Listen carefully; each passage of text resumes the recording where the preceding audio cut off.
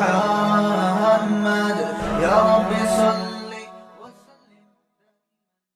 بسم اللہ الرحمن الرحیم۔ سورہ نحل کا رکوع نمبر 10 اور 14ویں پارے کا رکوع نمبر 16 آج میں انشاءاللہ شروع کروں گا۔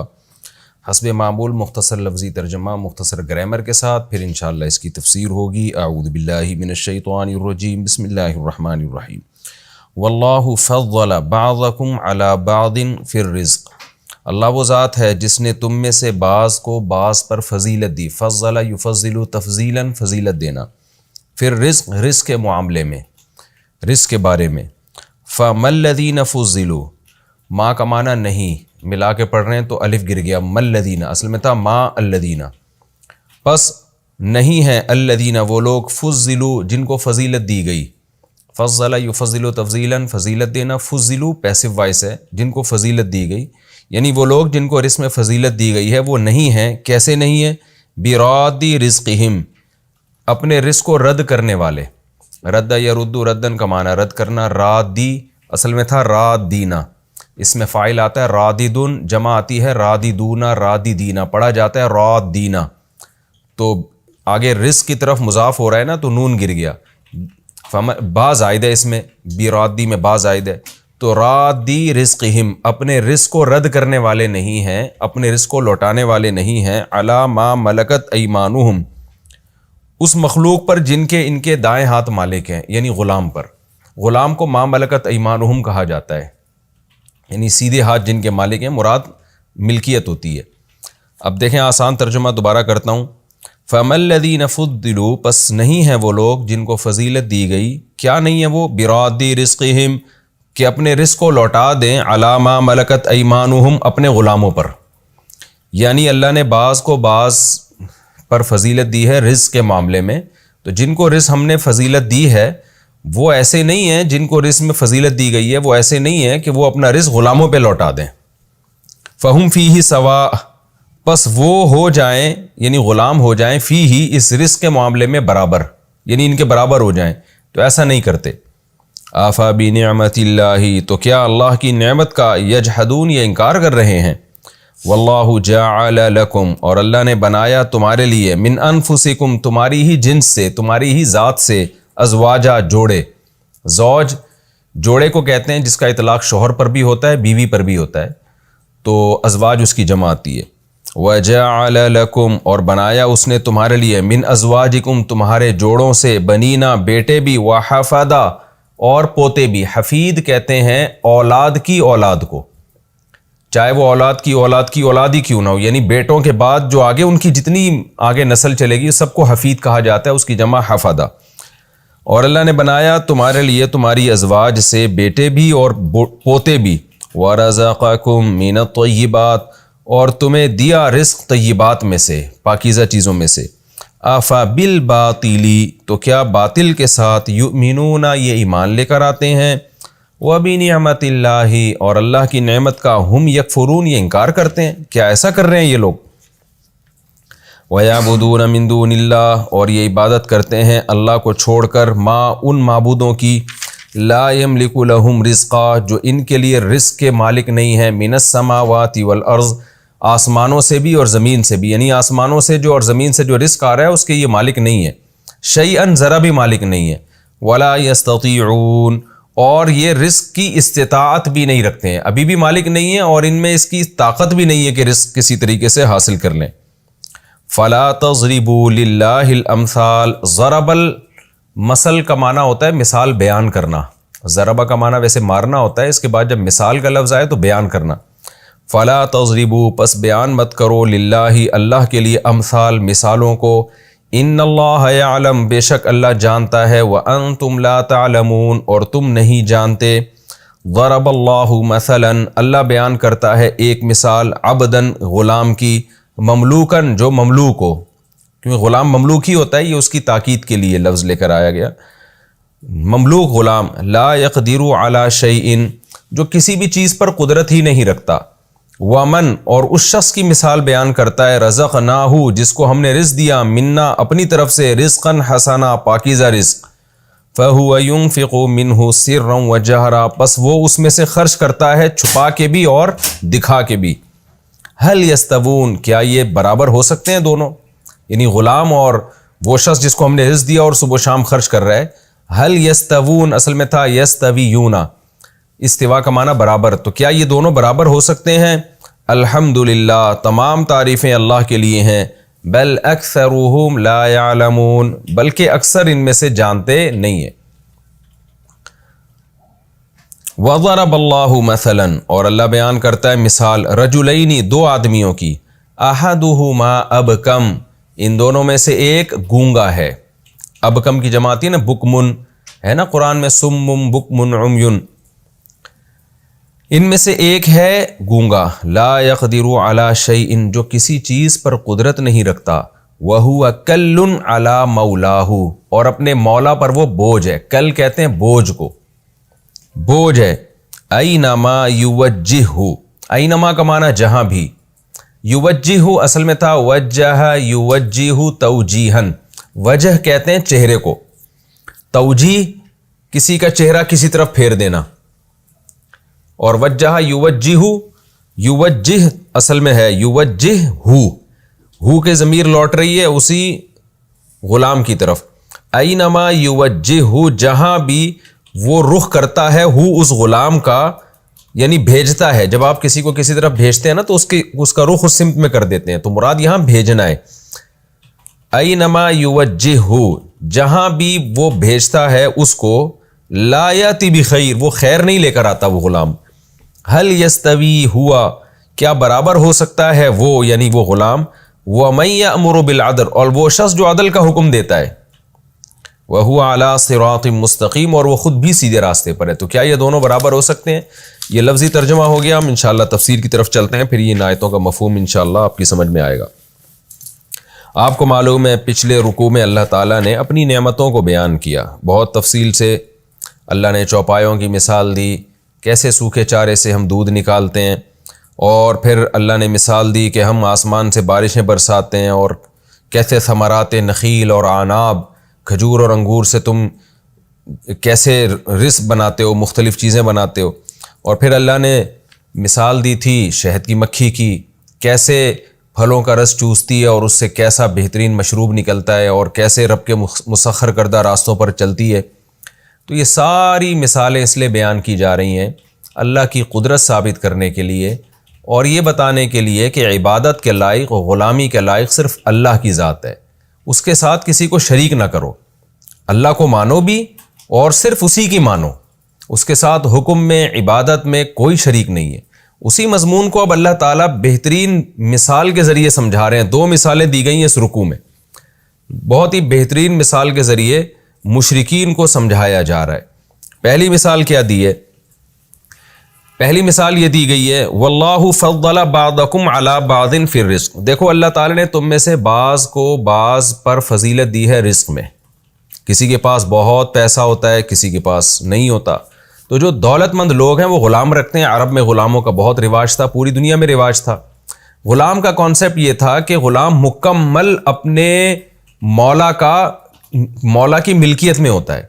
غلام کچھ بھی کمائے گا نا تو وہ مولا ہی اس کا مالک ہوتا ہے. غلام کا اپنا کچھ بھی نہیں ہوتا.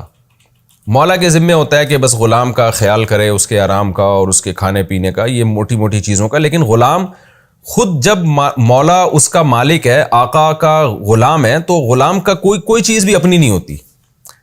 تو اللہ تعالیٰ نے ان آیتوں میں یہ بتایا کہ دیکھو ہم نے جس کو رزق زیادہ دیا ہوتا ہے اور وہ غلام رکھتا ہے، تو کبھی تم نے ایسا دیکھا کہ وہ اپنے غلاموں کو رزق میں اپنے ساتھ شریک کر لیتا ہو؟ ایسا کبھی بھی نہیں ہوتا. اس طور پہ شریک کر لیتا ہو کہ مولا اور غلام دونوں برابر ہو جاتے ہوں. وجہ اس کی یہ ہے کہ جب مولا غلام کو کوئی رقم دے گا نا تو ملکیت میں دے ہی نہیں سکتا، اس لیے کہ اگر وہ اس کو مالک بنا دے گا تو غلام مالک بنتا نہیں ہے. یعنی اس زمانے میں پوری دنیا میں ایک لا تھا، قانون تھا کہ غلام کو کچھ بھی دیا جائے گا تو وہ مولا ہی کا ہوگا. یعنی مولا بھی اگر غلام کو کچھ دیتا ہے نا تو وہ غلام اس کا مالک بن ہی نہیں سکتا، کیونکہ ملکیت اور غلامی یہ دونوں چیزیں جمع نہیں ہو سکتی. یعنی ملکیت جو ہے نا، ملکیت کہ غلام کسی چیز کا مالک ہو اور وہ غلام بھی ہو، یہ دونوں چیزیں ایک دوسرے کے بالکل اگینسٹ تھیں. تو یہ ضروری ہے کہ جب غلام کو آپ کسی چیز کا مالک بنائیں گے تو اس کو آزاد کرنا پڑے گا، پھر آزاد آدمی کو آپ گفٹ دے کے اس کو مالک بنا سکتے ہیں۔ غلام کسی چیز کا خود سے مالک نہیں بن سکتا، کیونکہ غلامی اور کسی چیز کا اپنی ملکیت میں آ جانا یہ دونوں ایک دوسرے کے اگینسٹ ہیں، یہ دونوں چیزیں جمع نہیں ہو سکتی۔ اس کی مثال ایسے ہے جیسے عرب میں آزاد آدمی کو غلام نہیں بنا سکتے تھے، کیونکہ جو آزاد ہے وہ غلام نہیں ہو سکتا، جو غلام ہے وہ آزاد نہیں ہو سکتا۔ کوئی شخص کسی اپنی باندی سے نکاح نہیں کر سکتا تھا، اس لیے کہ جب نکاح کرے گا تو بیوی جو ہے وہ غلام نہیں ہو سکتی، اور غلام جو باندی جو ہے، یعنی غلام جو عورت جب غلام ہوتی ہے اس کو باندی کہتے ہیں، کہ باندی جو ہے وہ بیوی نہیں ہو سکتی، کیونکہ بیوی ہوگی تو وہ آزاد ہو جائے گی، آزاد عورت سے نکاح ہوتا ہے، کیونکہ عورت مرد کے پیرالل ہوتی ہے نا، بیوی ہونے کے اعتبار سے وہ لونڈی نہیں ہو سکتی، آپ کی مملوکہ نہیں ہو سکتی۔ تو بیوی ہے تو مملوکہ نہیں ہو سکتی، مملوکہ ہے تو بیوی نہیں ہو سکتی۔ تو اب ایسا نہیں ہو سکتا ایک آدمی اپنی ہی باندی سے شادی کرے گا تو لیکن اس کو باندی پنا اس کا ختم کرنا پڑے گا، آزاد کرے گا تو پھر وہ اس سے نکاح کرے گا، پھر اس کی مرضی اس نکاح کو قبول کرے یا نہ کرے۔ تو کچھ چیزیں ایسی ہوتی ہیں جو جمع ہو ہی نہیں سکتی، ناممکن اور محال ہے یہ۔ تو قرآن نے انہی کے کلچر کے لحاظ سے ایک مثال دی ہے کہ یہ پاسبل نہیں ہے دنیا میں تمہارے لیے کہ تم اپنے غلام کو کسی چیز کا مالک بنا دو اس طور پر کہ وہ تمہاری ملکیت سے وہ چیز نکل جائے۔ کیوں؟ تمہیں پتہ ہے کہ بھائی وہ پھر غلام نہیں ہے نا، اگر وہ مالک بن رہا ہے تو اس کے لیے تمہیں اس کو آزاد کرنا پڑتا ہے، تو آزاد کرو گے تو وہ تمہارا غلام نہیں رہے گا۔ تو دنیا میں جب انسانوں میں یہ فرق ہے کہ غلام کسی چیز کا مالک نہیں بن سکتا، اس کے پاس اختیارات نہیں آ سکتے، تو خدا اور مخلوق میں تو اس سے بھی بڑا فرق ہے۔ یہ جو تم نے مخلوق کو خدا کے برابر قرار دے دیا ہے، اور یہ تم نے کہہ دیا ہے کہ اللہ نے ان کو اختیارات دیے ہیں، اللہ نے ان کو مختلف چیزوں کا مالک بنا دیا ہے، اولاد دینے کا اختیار اس بت کے پاس ہے، روزی دینے کا اختیار اس کے پاس ہے، تو تم چند ٹکے دنیا کے اس کا اپنے غلام کو مالک نہیں بنا سکتے، کیونکہ مالک بناؤ گے تو وہ غلام نہیں رہے گا، اور غلام رہے گا تو ملکیت ٹرانسفر نہیں ہوگی۔ تو یہ جو مخلوق ہے یہ تو میری نظر میں اس سے بھی بڑی غلام ہے، تو یہ کیسے ہو سکتا ہے کہ میں ان کو اختیارات دے دوں؟ تو ظاہر ہے میں ان کو اختیارات دوں گا تو ان کو اپنی غلامی سے مجھے نکالنا پڑے گا، اور مخلوق میں کوئی مخلوق اللہ کی غلامی سے آزاد نہیں ہو سکتی۔ تو جب اللہ کی غلامی سے آزاد نہیں ہو سکتی تو اس کا مطلب کسی چیز کی مالک بھی نہیں ہو سکتی۔ تو یہ دونوں چیزیں ایک دوسرے کے متضاد ہیں، جمع نہیں ہو سکتی کہ میں کائنات میں کسی شخصیت کو، کسی فرشتے کو، کسی پیغمبر کو، یا کسی پتھر کے بنے ہوئے بت کو، یا کسی بزرگ کو، یا کسی ولی کو اختیارات دے دوں، خدائی اختیارات میں اپنے ساتھ شریک کر لوں کہ اللہ کے پاس جو اختیارات ہیں کہ جی اللہ ہی رزق بھی دے سکتے ہیں، اولاد بھی اللہ ہی دے سکتے ہیں، مصیبتیں بھی اللہ ہی دور کر سکتے ہیں، تو میں یہ اختیارات اپنے غلاموں کو دے دوں، تو اللہ کہتے ہیں کہ تم اپنے غلاموں کو نہیں دے سکتے، حالانکہ ان کی تو پھر بھی کوئی ویلیو ہے، کیونکہ وہ بھی انسان ہے، تم بھی انسان ہو۔ تو یہ مخلوق کی میری نظر میں تو میرے ساتھ تو اس کی کوئی مماثلت ہے ہی نہیں، تو میں کیسے اختیارات دے سکتا ہوں؟ یعنی اس کو کہتے ہیں الزامی دلیل۔ الزامی دلیل اس کی مثال ایسے جیسے کوئی شخص آپ کو آ کے سمجھا رہا ہو کہ آپ ایسا کرو کہ اپنے فلاں ملازم کو نا اپنی آدھی پراپرٹی دے دو، فلاں ملازم کو آدھی پراپرٹی اس کو دے دو، آپ اس کا خیال کرو۔ تو آپ اسے مشورہ دینے والے کو آپ کیا کہتے ہیں کہ یار تو اپنے بچوں کو 25% دے دے، آدھی بھی نہیں، 25% دے دے۔ تو وہ کہتا ہے میں اپنی پراپرٹی اپنے بچوں کو کیوں دوں؟ تو آپ جواب میں کیا کہو گے؟ تو اپنے بچوں کو 25% نہیں دینا چاہتا اور مجھے آرڈر دے رہا ہے کہ میں اپنے ملازم کو آدھی دے دوں، تو یہ کیسی تقسیم کر رہا ہے بھائی تو؟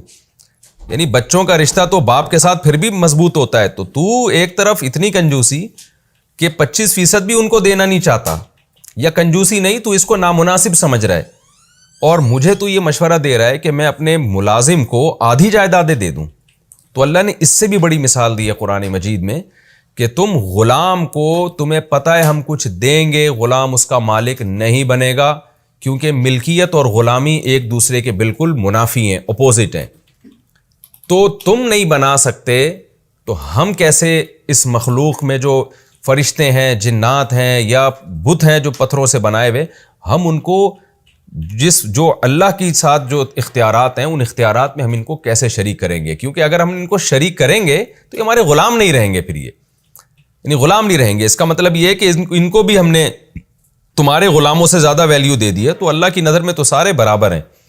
تو یا تو یہ بھی خدا میں ان کو اپنے ساتھ بناؤں گا، نہیں بناؤں گا تو پھر کچھ بھی نہیں دوں گا میں. اور ظاہر ہے تم نہیں ان غلاموں کو اپنی ملکیت میں اپنے ساتھ شریک کرتے، تو تمہاری نظر میں اس دنیا کے غلاموں کی اتنی ویلیو نہیں ہے کہ تم ان کو اپنے ساتھ رزق میں شریک کر لو. تو میری نظر میں اس مخلوق کی ایسی ویلیو کیسے ہو گئی کہ میں اس کو اپنے ساتھ اختیارات میں شریک کر لوں. اس مضمون کو اللہ نے اس آیت میں سمجھایا ہے.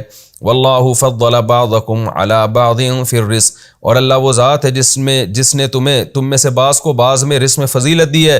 فما الذین فضلوا، پس وہ لوگ جن کو رزق میں فضیلت دی گئی ہے، مالدار لوگ ہیں، براد رزقہم، وہ اپنا رزق کبھی نہیں لوٹاتے، علی ما ملکت ایمانہم، اپنے غلاموں پر کبھی بھی ان کو نہیں دیتے. وہ دیں گے تو استعمال کے لیے دیں گے، ملکیت میں نہیں. اس طور پر دے دیں فہم فیہ سواء، ان کے وہ اور یہ برابر ہو جائیں، یعنی وہ بھی مالک بن جائیں، یہ بھی مالک بن جائیں. تو اس طور پر تم کرتے نہیں ہو کیونکہ تمہیں پتہ ہے کہ یہ ہو نہیں سکتا، یہ امپاسبل ہے. تو تمہارے لیے جب پاسبل نہیں ہے تو میرے لیے کیسے پاسبل ہو گیا یہ؟ افبنعمت اللہ یجحدون، تو کیا یہ اللہ کی نعمت کا انکار کر رہے ہیں؟ یعنی اللہ کی نعمت ہے نا کہ اللہ نے جو نعمتیں دی ہیں تمہیں، شرک کر کے ان نعمتوں کا انکار کر رہے ہیں، کیونکہ نعمتیں ساری اللہ نے دی ہیں ان کو. تو جب ساری نعمتیں اللہ نے دی ہیں تو شرک کرنا یہ اللہ کی نعمتوں کا انکار ہے. اس لیے انکار ہے کہ دی کسی نے ہے، عبادت کسی اور کی ہو رہی ہے. تو اللہ فرماتے ہیں کہ ہم نے تو توحید کو عقلی دلیل سے بھی ثابت کر دیا ہے، تو اب کسی اور کی عبادت کرنا یہ بڑی ناشکری ہے. تو اس لیے اللہ نے اس کو ناشکری سے تعبیر کیا کہ یہ مثال سننے کے بعد بھی کیا تم اللہ کی نعمت کی ناقدری کرو گے، اس کا انکار کرو گے، یعنی شرک کرو گے، اور جو حق اللہ کو دینا چاہیے وہ کسی اور کو دو گے. آگے اللہ فرماتے ہیں پھر اللہ تعالیٰ اپنی قدرت کے دلائل اور اللہ نے جو انسان پر احسانات کیے ہیں وہ بیان کر رہے ہیں، اور بتا رہے ہیں کہ ان احسانات میں اللہ کے ساتھ کوئی شریک نہیں ہے. واللہ جعل لکم من انفسکم ازواجا، اللہ وہ ذات ہے جس نے تمہاری جنس کے جوڑے پیدا کیے، مرد کے لیے عورت، عورت کے لیے مرد. یہ بھی اللہ کا نظام ہے. یہ آٹومیٹیکلی ارتقاء کا نتیجہ ہوتا نا، تو یہ اتنی مینجمنٹ نہیں ہوتی کہ مرد الگ پیدا ہو رہے ہیں، عورت الگ پیدا ہو رہی ہے، اور پھر دونوں کی ایک دوسرے کی طرف رغبت بھی ہے. تو یہ نہیں ہوتا نظام. لیکن اللہ تعالیٰ نے نسل چلانے کے لیے، انسانوں کی پیدائش کے لیے ایسا خوبصورت نظام دیا کہ مرد اور عورت پیدا کی اللہ تعالیٰ نے. آگے فرمایا کہ یہ اس کی نعمت ہے کہ تمہارے لیے ازواج کو پیدا کیا. وَجَعَلَ لَكُم مِّنْ أَزْوَاجِكُمْ بَنِينَ وَحَفَدًا، اور پھر تمہارے لیے ان بیویوں سے بیٹے بھی پیدا کیے، اور پھر تم ان کی شادیاں کرتے ہو، پھر پوتے بھی پیدا ہوتے ہیں، یعنی تمہاری نسل آگے چلتی ہے. تو یہ نسل چلانے والا بھی اللہ ہے، یہ نعمت بھی تمہیں اللہ نے دی. اگر وہ تمہارے لیے جوڑے پیدا نہ کرتا تو قرآن میں دوسرے مقام پر آتا ہے تم سکون حاصل کرتے ہو اس کے ذریعے، اور اس سکون کے نتیجے میں ایک اور نعمت مل رہی ہوتی ہے تمہیں، اولاد کی نعمت. پھر بڑھاپے میں ایک اور نعمت کہ پوتوں کی نعمت تمہیں مل رہی ہوتی ہے.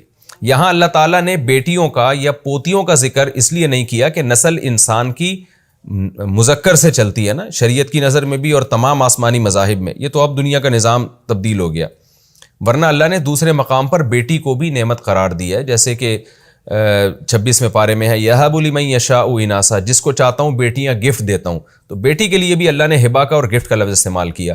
یہاں ایک خاص قسم کی نعمت بیان کی جا رہی ہے. وہ نعمت کیا ہے؟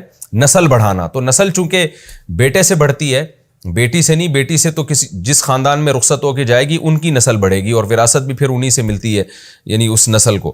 تو اس لیے اللہ نے بیٹے کی خاص طور پہ نعمت کا تذکرہ کیا. وَجَعَلَ لَكُم مِّنْ أَزْوَاجِكُمْ بَنِينَ، اور اللہ نے تمہارے لیے تمہاری زوجات سے بیٹے پیدا کیے، وحفدا، اور پوتے پیدا کیے. وَرَزَقَكُم مِّنَ الطَّيِّبَاتِ، جہاں اولاد کا تذکرہ آتا ہے فوراً رزق کی تنگی کی بات شروع ہو جاتی ہے. جیسے آج کل فیملی پلاننگ والے جو ہیں نا، انہوں نے تو اولاد کو ایک زحمت اور عذاب بنا کے پیش کیا ہے کہ 2 سے زیادہ بچے ہوں گے تو پتہ نہیں کھانے کو نہیں ملے گا. تو اللہ نے اس کا بھی تذکرہ کر دیا کہ وہ تمہیں بیویاں بھی دیتا ہے، ان سے بیٹے بھی دیتا ہے، اور بیٹوں سے پوتے بھی دیتا ہے. لیکن ساتھ ساتھ وَرَزَقَكُم مِّنَ الطَّيِّبَاتِ، اور پاکیزہ چیزیں تمہیں رزق کے طور پہ بھی دیتا ہے. اس میں بھی اللہ کی طرف سے اشارہ ہے کہ جو خدا تمہیں اولاد کی نعمت سے نواز رہا ہے، رزق بھی اسی کے ذمے ہے، رزق بھی وہی دے گا. أَفَبِالْبَاطِلِ يُؤْمِنُونَ، تو کیا یہ لوگ باطل پر ایمان لے کر آتے ہیں، خدا کو چھوڑ کر دوسری چیزوں کو فالو کر رہے ہیں. ان باطل میں تمام طاغوت آ گئے، جو بھی شیطانی راستے ہیں، بت پرستی بھی آ گئی اس میں، اور اسلام کو چھوڑ کر جتنے راستے ہیں وہ تمام راستے اس میں آ گئے کہ اللہ کہتے ہیں خدا پر تم یقین نہیں کرتے جس نے تم پر یہ احسانات کیے اور تمہیں روزی دے رہا ہے، دکھا رہا ہے وہ. اس میں اللہ نے وعدہ نہیں کیا، اس میں اللہ نے خبر دی ہے. خبر کا مطلب وَرَزَقَكُم مِّنَ الطَّيِّبَاتِ، پھر تمہیں پاکیزہ روزی دیتا بھی ہے. یعنی یہ تو تم اپنی آنکھوں سے دیکھ رہے ہو. آپ سوچیے اس آیت کے بعد بھی کوئی شخص یہ کہے کہ بچے زیادہ ہوں گے تو رزق کہاں سے ملے گا؟ تو اس میں تو اللہ وعدہ نہیں کر رہے، اللہ خبر دے رہے ہیں کہ مل رہا ہے نا لوگوں کو، جا کے دیکھو جن کے پیٹ اولادیں ہو رہی ہیں ان کو رزق مل رہا ہے. تو آگے اللہ کہتے ہیں فَبِالْبَاطِلِ يُؤْمِنُونَ، کیا اس کے بعد بھی یہ باطل پر ایمان لے کر آئیں گے؟ وَبِنِعْمَةِ اللَّهِ هُمْ يَكْفُرُونَ، اور اللہ کی نعمتوں کا انکار کریں گے. ساری نعمتیں اللہ کر رہا ہے، اولاد بھی اللہ دے رہا ہے، تمہارے لیے جوڑے بھی اللہ نے پیدا کیے، ان سے تمہیں تسکین بھی حاصل ہو رہی ہے، پھر بڑھاپے میں پوتے نواسے بھی مل رہے ہیں، یہ ساری نعمتیں، اور پھر اللہ نے تمہیں رزق بھی دے رہا ہے، ان سب کا خرچہ بھی تمہیں مل رہا ہے. اس کے بعد بھی اللہ کہتے ہیں کہ اللہ کی نعمتوں کا انکار کرو گے. یہاں انکار سے کیا مراد ہے؟ انکار کر کے باطل کو فالو کرو گے. اس باطل میں باطل نظام بھی ہے اور خصوصیت کے ساتھ شرک بھی ہے، جو مشرکین مکہ جس کے مرتکب تھے. آگے اللہ فرماتے ہیں کہ اللہ کی تو یہ صفات ہیں، لیکن یہ کیا کر رہے ہیں؟ وَيَعْبُدُونَ مِن دُونِ اللَّهِ، یہ اللہ کو چھوڑ کر عبادت کرتے ہیں ان معبودوں کی لَا يَمْلِكُ لَهُمْ رِزْقًا مِّنَ السَّمَاوَاتِ وَالْأَرْضِ شَيْئًا، جو آسمان اور زمین سے ان کے لیے ذرہ برابر بھی رزق کے مالک نہیں ہے. ان کو پکارتے رہو، کوئی رپلائی نہیں آئے گا ان کی طرف سے، کسی بھی چیز کے مالک نہیں ہے، تو خدا کو چھوڑ کر ان کے پیچھے لگ گئے ہیں. وَلَا يَسْتَطِيعُونَ، اور نہ ان میں استطاعت بھی نہیں ہے کہ اپنے اندر یہ ملکیت پیدا کر لیں. ایک ہوتا ہے نا کہ ابھی آپ کسی چیز کے مالک نہیں ہیں لیکن محنت کر کے مالک بن سکتے ہیں، تو یہ محنت کر کے بھی مالک نہیں بن سکتے، کسی بھی چیز کی استطاعت سرے سے ان میں ہے ہی نہیں. فَلَا تَضْرِبُوا لِلَّهِ الْأَمْثَالَ، پس تم اللہ کے لیے مثالیں نہ بیان کیا کرو. عرب مثال بیان کیا کرتے تھے کہ مثال کہتے ہیں کسی کی کوئی نظیر پیش کرنا. تو عرب یہ مثال پیش کیا کرتے تھے کہ بھائی دیکھو ہمارے لیے اللہ تک پہنچنا بڑا مشکل ہے، وہ تو عرش پر ہے، تو اللہ تعالیٰ نے اپنے نمائندے زمین میں بھیجے ہوئے ہیں، ان کو اختیارات دے رکھے ہیں. اور اس کی مثال دیتے تھے جیسے دنیا کے بادشاہ ہوتے ہیں کہ بادشاہ سلامت سے جب کوئی کام کروانا ہوتا ہے تو ہر آدمی تھوڑی بادشاہ کے پاس ڈائریکٹ جاتا ہے. بادشاہ نے وزیر رکھے ہوئے ہوتے ہیں، محکمے بنائے ہوئے ہوتے ہیں، کوئی جناب پانی کا محکمہ ہے، تو کوئی جناب سڑکوں کا محکمہ ہے، تو کوئی جناب غربت ختم کرنے کا محکمہ ہے، یا ایسے 20 قسم کے ڈپارٹمنٹ ہوتے ہیں. کسی کو جج بنایا ہوا ہوتا ہے، عدلیہ کا نظام جیسے پوری دنیا میں ہوتا ہے. تو بادشاہ نے سارے اختیارات بانٹے ہوئے ہوتے ہیں. اب بادشاہ کے پاس جانے کی ضرورت نہیں ہوتی، وزراء کے پاس جایا جاتا ہے. تو یہ جو ہمارے بت ہیں، یا یہ جو ہم نے جو ولی اللہ ہیں جن کی عبادت ہم کرتے ہیں، جن سے ہم پکارتے ہیں، تو اللہ نے بھی اپنے اختیارات کو مختلف لوگوں میں بانٹا ہوا ہے. تو قرآن کہتا ہے فَلَا تَضْرِبُوا لِلَّهِ الْأَمْثَالَ، اللہ کے لیے یہ مثالیں بیان نہ کرو. یہاں مراد مخصوص مثالیں جو مشرکین بیان کیا کرتے تھے، یہ والی مثالیں اللہ کے لیے بیان نہ کرو. کیوں؟ اس لیے کہ اللہ میں اور دنیا کے بادشاہوں میں بہت فرق ہے. دنیا کے بادشاہ وہ سب کچھ نہیں کرتے جو اللہ کر رہا ہے، کہ شہد کی مکھی سے وہ شہد نکال کے دے رہا ہے تمہیں، سوکھے چارے سے دودھ نکال کے دے رہا ہے، پھر تمہارے لیے جوڑے پیدا کیے اس نے، پھر ان جوڑوں سے تمہیں بیٹے دے رہا ہے، پھر پوتے دے رہا ہے، اور رزق برسا رہا ہے آسمان سے. تو یہ بادشاہ لوگ یہ کام تھوڑی کرتے ہیں، یہ تو خود محتاج ہیں، ان کو تو خود کسی نے پیدا کیا ہے. تو بادشاہ کو، صدر کو، وزیر اعظم کو نظام مملکت چلانے کے لیے احتیاج ہے، ضرورت ہے کہ اس کے معاونین اور مددگار ہوں. اللہ کو کوئی ضرورت نہیں ہے. تو ان کے اللہ کے لیے مثال مت بیان کیا کرو ان لوگوں کی، وہ مثالیں جو تم بیان کرتے ہو. ان اللہ یعلم، اللہ جانتا ہے، وانتم لا تعلمون، تم نہیں جانتے. یعنی اللہ جانتا ہے کہ یہ مثالیں اللہ پہ فٹ نہیں بیٹھتی اور تم یہ بات نہیں جانتے. یہاں نہ جاننے کا مطلب ہے اپنی جہالت سے نہیں جانتے. یہ نہیں کہ دلائل نہیں ہے، بلکہ دلائل میں غور ہی نہیں کرتے. غور کرو گے تو تم بھی یہ بات جان جاؤ گے. آگے اللہ نے ایک اور مثال دی ہے، ضرب اللہ مثلا عبدا مملوکا لا يقدر على شيء. دنیا کی مثال دی ہے اللہ تعالیٰ نے کہ تمہارے اندر بھی دو طرح کے لوگ ہیں. ایک وہ لوگ ہیں جن کو ہم نے خوب روزی دی، اختیارات ہیں ان کے پاس، دن رات خرچ کرتے ہیں، وہ کسی سے پوچھنے کی ضرورت بھی نہیں ہے ان کو. اور ایک وہ ہیں جو غلام ہیں، ان کے پاس کوئی سرے سے اختیارات ہی نہیں ہیں. تو کیا یہ غلام اور یہ دولت مند تمہاری نظر میں برابر ہو سکتے ہیں؟ ظاہر ہے نہیں ہو سکتے. تمہیں جب کوئی کام کرنا ہوتا ہے، جانا ہوتا ہے، تو اس دولت مند کے پاس جاتے ہو تم، اور وہ دولت مند بھی اپنے آپ کو اس غلام کے برابر نہیں سمجھتا. تو یہ کیسے پاسبل ہے کہ حالانکہ دونوں انسان ہیں، غلام بھی اور اس کا آقا بھی، دونوں انسان ہونے کے باوجود تم نے اتنا فرق رکھا ہوا ہے، تو خدا میں اور مخلوق میں تم نے کیسے فرق ختم کر دیا؟ یعنی جب آپ نے کہہ دیا نا کہ اللہ کے در پہ جاؤ یا بت کے پاس جاؤ، تو اس کا مطلب تم نے تو اللہ اور بتوں میں فرق ہی ختم کر دیا ہے.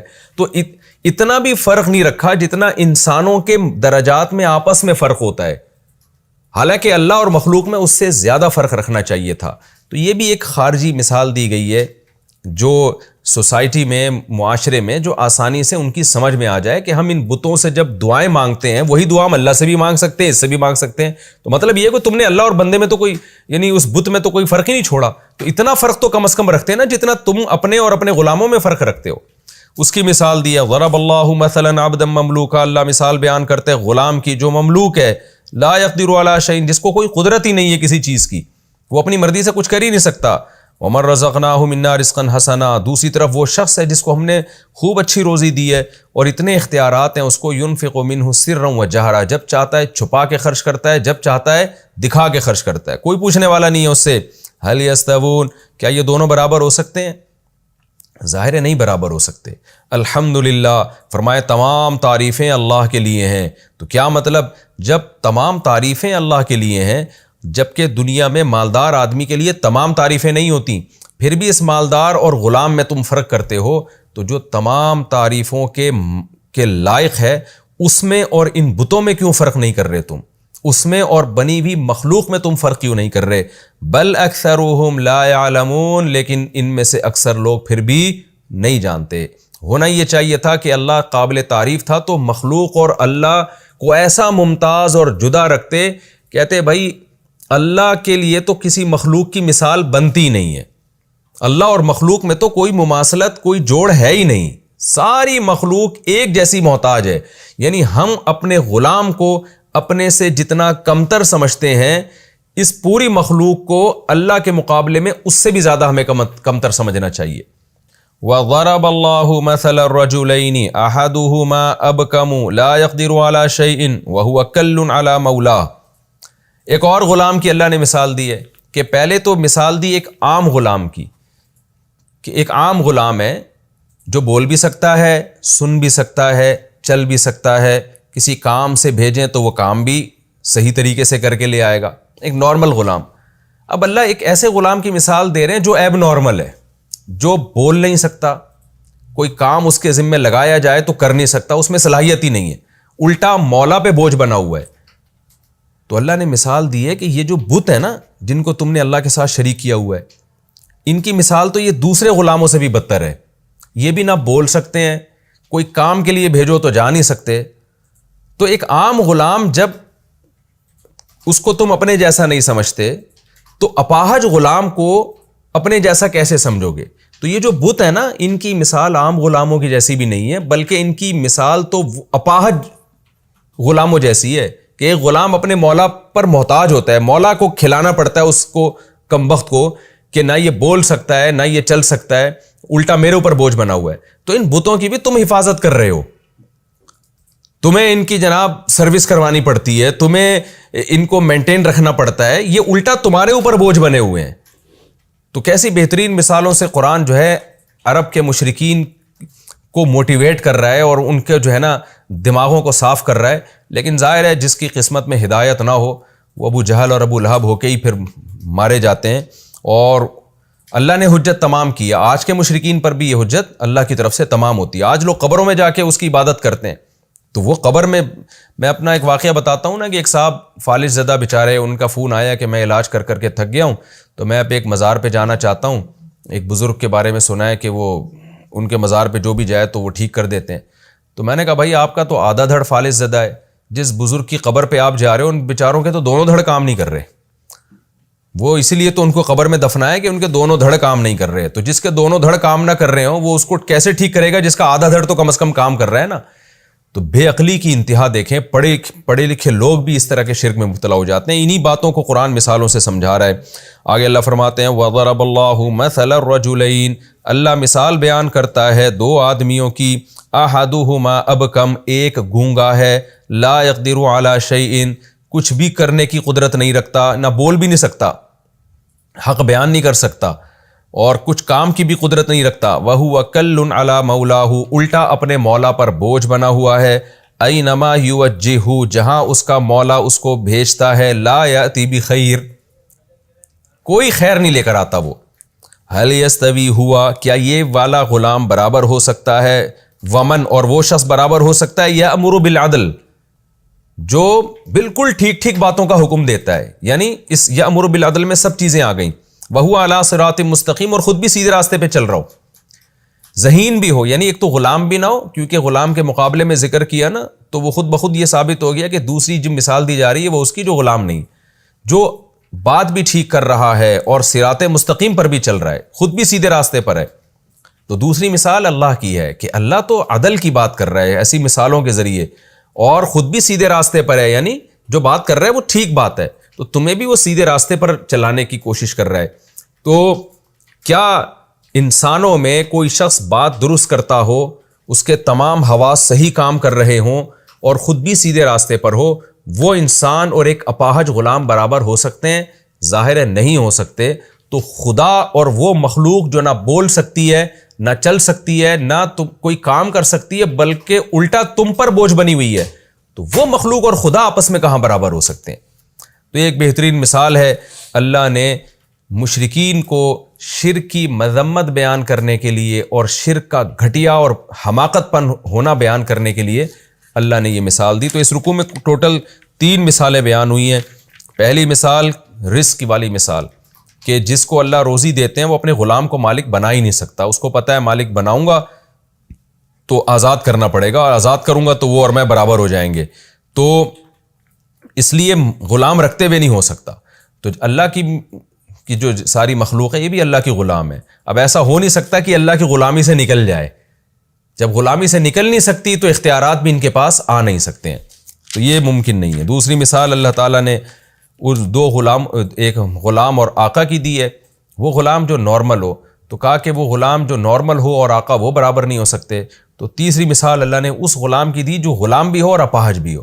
تو یہ گویا پہلے چھوٹی مثال، پھر اس سے بڑی مثال، پھر اس سے بھی بڑی مثال، کہ پہلی والی مثال سے بات سمجھ میں نہیں آئی تو دوسری مثال میں غور کر لو، اس سے بھی نہیں آئی تو تیسری مثال میں غور کرو۔ اور تینوں مثالیں تدریجاً ہیں، یعنی پہلی میں ان بتوں کی برائی ہے، دوسری میں اور زیادہ برائی، اور تیسری میں ایسی برائی کہ جو نہ بول سکتے ہیں نہ چل سکتے ہیں، یعنی اپاہج غلاموں سے بھی بدتر ہیں۔ اس طرح سے اللہ تعالیٰ نے توحید کو بیان کیا اور شرک کی نفی کی۔ یہ رکوع ہمارا الحمدللہ کمپلیٹ ہو گیا، اور اب ہم اگلے رکوع کی طرف چلتے ہیں۔ سورہ نحل کا رکوع نمبر 11 اور 14ویں پارے کا رکوع نمبر 17۔ مختصر لفظی ترجمہ ہی ہو سکے گا، پھر انشاءاللہ اگلے ایپیسوڈ میں ہم اس کی تفسیر بیان کریں گے۔ بسم اللہ الرحمن الرحیم۔ وَلِلَّهِ غَيْبُ السَّمَاوَاتِ وَالْأَرْضِ، اور اللہ ہی کے لیے ہے آسمانوں اور زمین کا غیب، یعنی غیب کی باتیں اللہ ہی کے علم میں۔ وَمَا أَمْرُ السَّاعَةِ إِلَّا كَلَمْحِ الْبَصَرِ، اور نہیں ہے قیامت کا معاملہ مگر کلمح البصر، آنکھوں کے جھپکنے کے برابر ہے۔ لمح کہتے ہیں پلک جھپکنا، پلک جھپکنے کے جیسا ہوگا۔ او ہوا اقرب، بلکہ اس سے بھی جلدی، او یا کے معنی میں، لیکن یہاں بل کے معنی میں ہے، یعنی کبھی کبھار او بل کے معنی میں بھی آتا ہے، بلکہ اس سے بھی جلدی۔ ان اللہ علی کل شیء قدیر، بے شک اللہ ہر چیز پر قدرت رکھتے ہیں۔ واللہ اخرجکم من بطون امہاتکم، وہ اللہ نے تمہیں نکالا تمہاری ماؤں کے پیٹوں سے۔ امہات کی جمع ہے، بطن کی جمع بطون۔ اللہ نے نکالا تمہیں تمہاری ماؤں کے پیٹوں سے، یعنی سب انسانوں کی بات ہو رہی ہے نا۔ لا تعلمون شیئا، تم اس وقت کچھ بھی نہیں جانتے تھے جب تمہیں دنیا میں لائے۔ وجعل لکم السمع، اور لیکن بنایا اس نے تمہارے لیے کان، والابصار، اور آنکھیں، والافئدہ، اور دل، فؤاد کی جمع افئدہ۔ لعلکم تشکرون، تاکہ تم شکر کرو۔ الم یروا الی الطیر، کیا یہ لوگ دیکھتے نہیں ہیں پرندوں کی طرف؟ مسخرات فی جو السماء، جو مسخر ہیں آسمان کی فضا میں، آسمان کے میدان میں، یعنی کھلے آسمان میں۔ جو کہتے ہیں میدان کو، کوئی بھی فضا نا جہاں کچھ نہ ہو، خالی جگہ، تو فی جو السما، آسمان کے فضاؤں میں وہ پرندے مسخر ہیں. مسخر کا مطلب کس طرح سے وہ اپنے کام میں لگے ہوئے ہیں، اڑتے پھر رہے ہیں، یعنی اللہ نے ان کو مسخر کر دیا ہے. ما یمسکہن، نہیں روکتا ہے ان کو، امسکا یمسکو امساکن کا معنی روکنا، نہیں روکتا ہے ان کو الا اللہ، مگر اللہ. یعنی آسمانوں میں جو رکے ہوئے ہیں نا، ٹھہرے ہوئے ہیں، گرتے نہیں ہیں زمین پہ، تو یہ اس طرح سے جو مسخر ہو کے چل رہے ہیں، تو یہ ان کو کنٹرول اللہ نے کیا ہوا ہے.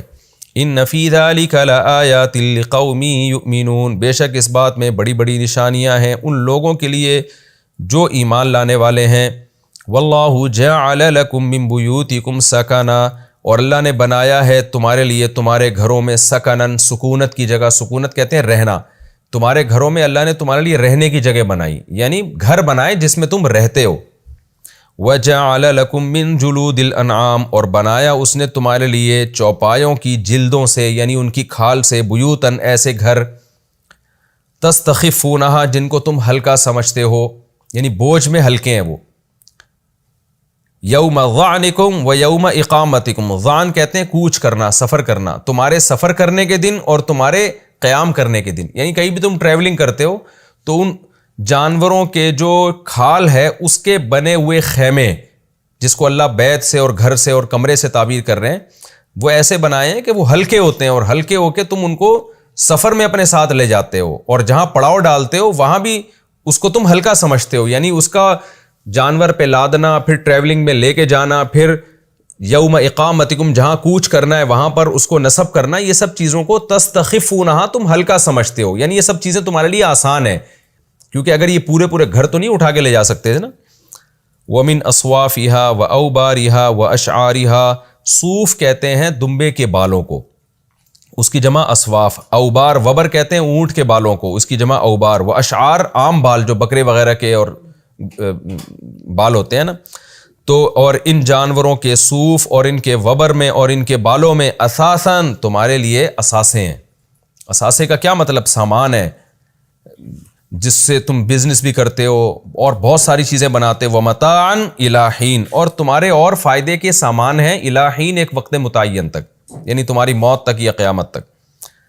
واللہ جعل لکم مما خلق ظلالا، اور اللہ وہ ذات ہے جس نے بنایا تمہارے لیے مما خلقا، اس چیز میں سے جو اس نے پیدا کی، ظلالن، سائے. ظلال ظل کی جمع ہے، ظل کہتے ہیں سائے کو، ظلال اس کی جمع، سائے پیدا کی ہے اس نے. وجعل لکم من الجبال اکنانا، اور بنایا اس نے تمہارے لیے پہاڑوں میں اکنان. کن کی جمع ہے؟ کن کہتے ہیں چھپنے کی جگہ، جہاں ہرن وغیرہ نہیں غار بنا کے رہتے، یعنی پہاڑوں میں بھی اس نے تمہارے لیے غار بنائے ہیں. وجعل لکم سرابیلا، اور اس نے بنایا تمہارے لیے قمیضیں. سربال کہتے ہیں جو ہم اوپر عبایا یا قمیض یا کرتا، اس طرح کی کوئی بھی چیز. تو پہاڑوں میں اس نے تمہارے لیے غار بنائے. یہ تفسیر میں پوری ڈیٹیل انشاءاللہ اس کی میں بتاؤں گا. وجعل لکم سرابیلا، اور اس نے تمہارے لیے قمیضیں بنائیں. تقیکم الحر، وقایقی، وقایتن کا معنی بچانا، یہ قمیضیں تم کو بچاتی ہیں گرمی سے. وسرابیلا، اور ایسی سربال یعنی ایسی قمیضیں، تقیکم باسکم، جو بچاتی ہیں تمہیں، باسکم تمہاری لڑائیوں سے، یعنی جو زرہیں ہوتی ہیں لوہے کی. کذالک یتم نعمتہ علیکم، اسی طرح اللہ اپنی نعمتوں کو مکمل کرتا ہے تم پر. لعلکم تسلمون، تاکہ تم فرما بردار بن جاؤ. فَإِن تَوَلَّوْا، پس اگر تم اب بھی اعراض کرو گے، فَإِنَّمَا عَلَيْكَ الْبَلَاغُ الْمُبِينُ، تو اے نبی آپ کے ذمے صرف صاف صاف پہنچا دینا ہے. يَعْرِفُونَ نِعْمَةَ اللَّهِ، یہ لوگ اللہ کی نعمتوں کو جانتے ہیں، پہچانتے ہیں. ثُمَّ يُنْكِرُونَهَا، پھر اس کا انکار کرتے ہیں. وَأَكْثَرُهُمُ الْكَافِرُونَ، اور ان میں اکثر لوگ انکار کرنے والے ہیں. یہ جی ہمارا رکوع، اس کا لفظی ترجمہ الحمدللہ مختصر گرامر کے ساتھ مکمل ہو گیا. اگلے ایپیسوڈ میں انشاءاللہ میں سورہ نحل کا رکوع نمبر 11 اور 14ویں پارے کا رکوع نمبر 17، اس کی انشاءاللہ میں تفسیر شروع کروں گا. اللہ تعالیٰ ہمیں سمجھنے کی، عمل کی توفیق عطا فرمائے. وما علینا الا البلاغ.